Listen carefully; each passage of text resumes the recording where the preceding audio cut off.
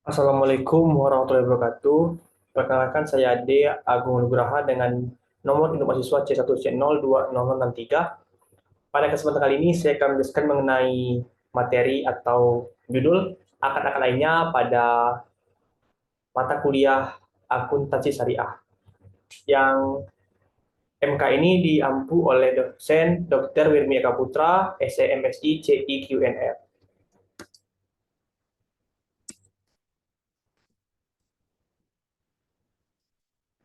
Pertama ada akad sarf. Sarf menurut bahasa adalah penambahan, penukaran, pengindaraan, atau transaksi jual beli. Sarf adalah transaksi jual beli valuta dengan valuta lainnya. Transaksi jual beli atau pertukaran mata uang dapat dilakukan baik dengan mata uang yang sejenis maupun yang tidak sejenis. Tidak boleh ada hak hiar syarat bagi pembeli.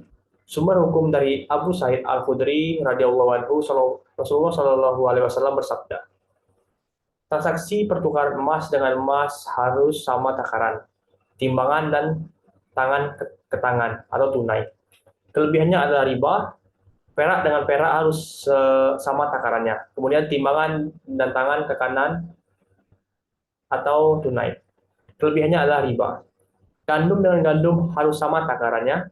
Kemudian timbangan dan tangan ke tangan atau tunai. Kelebihannya adalah riba. Tepung dengan tepung harus sama takarannya. Timbangan dan tangan ke tangan atau tunai. Kelebihannya adalah riba. Kemudian kurma dengan kurma harus sama takarannya. Timbangan dari tangan ke tangan atau tunai, kelebihannya adalah riba. Garam dengan garam harus sama takarannya. Timbangan dan tangan ke tangan atau tunai, kelebihannya adalah riba. Hadis riwayat Muslim. Kemudian yang kedua ada akad wadiah. Wadiah merupakan simpanan atau deposit barang atau dana kepada pihak yang bukan pemiliknya untuk tujuan keamanan. Wadiah adalah akad penitipan dari pihak yang mempunyai uang atau barang kepada pihak yang menerima titipan. Dengan catatan, kapanpun titipan diambil, pihak penerima titipan wajib menyerahkan kembali uang atau barang tersebut dan yang menjadi penjamin pengembali barang titipan. Kemudian ada dua jenis akad wadiah menurut PSAK 59. Pertama, wadiah amanah, yaitu wadiah di mana uang atau barang yang dititipkannya hanya boleh disimpan dan tidak boleh didaya gunakan. Contohnya, yaitu kita menitipkan barang di mall atau di pusat perbelanjaan. Kedua ada wadiah yad damnah, yaitu di mana si penerima titipan dapat memanfaatkan barang titipan tersebut. Jadi beda dengan wadiah amanah. Ini contohnya itu tabungan. Kemudian kita masuk ketiga yaitu akad wakalah. Al-wakalah atau al-wikalah atau tahwid artinya penyerahan, pendelegasian, pemberian mandat menurut Sabik tahun 2008. Akad wakalah adalah akad pelimpahan kekuasaan oleh satu pihak kepada pihak lain dalam hal-hal yang boleh diwakilkan. Sebabnya adalah tidak semua hal dapat diwakilkan, contoh sholat, puasa, bersuci, atau talak. Rukun wakalah ada tiga. Pertama, pelaku yang terdiri dari pihak pemeriksa, pemberi kuasa, atau mewakil, dan pihak yang diberi kuasa atau wakil, kemudian objek akad berupa barang atau jasa, dan terakhir itu ijab kabul atau serah terima. Sumber hukum dari akad al-wakalah terdapat pada Al-Quran, Quran Surah Al-Kahf ayat 19, yang artinya, maka suruhlah salah seorang di antara kamu pergi ke kota dengan membawa uang perakmu itu, dan as-sunnah. Kemudian akad kafalah. Syekh Sabit tahun 2008 menyebutkan bahwa kafalah disebut juga daman, hamalah, zakmah. Kemudian akad kafalah adalah suatu perjanjian pemberian jaminan yang diberikan oleh penanggung atau kafiil kepada pihak ketiga atau makfulahu untuk memenuhi kewajiban pihak kedua atau pihak yang ditanggung atau makful anhul atau ashil. Kafalah dapat juga bersyarat. Kafalah merupakan salah satu akad tabaru yang bertujuan untuk saling tolong menolong. Contohnya yaitu garansi bank, kemudian akseptasi, endorsement, apalah bisa atau sesuatu yang bersifat dengan segera, misalnya utang yang harus segera dilunasi.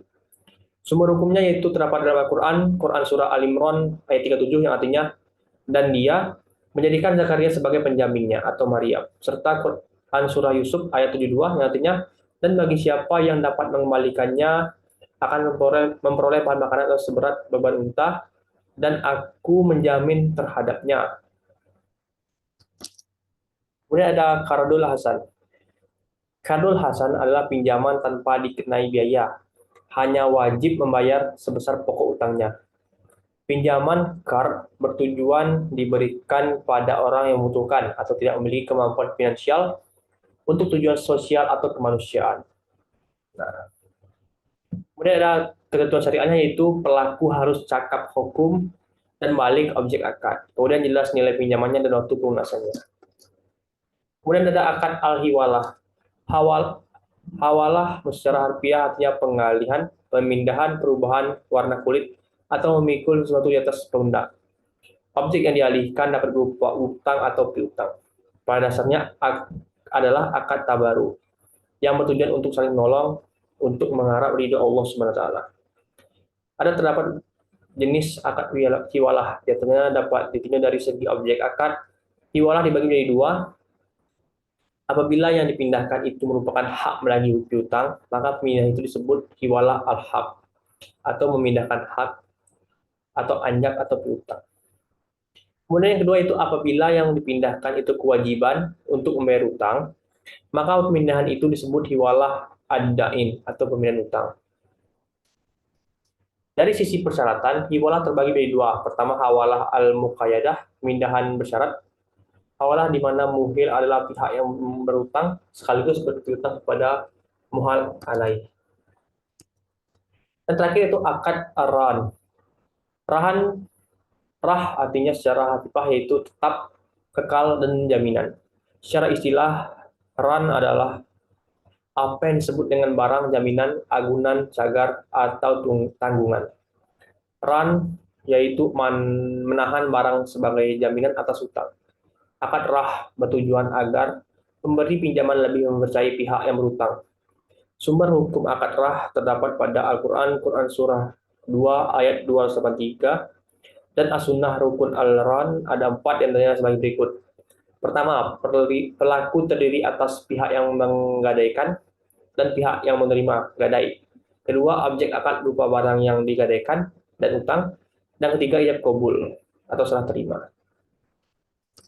Baik, itu saja yang dapat saya sampaikan.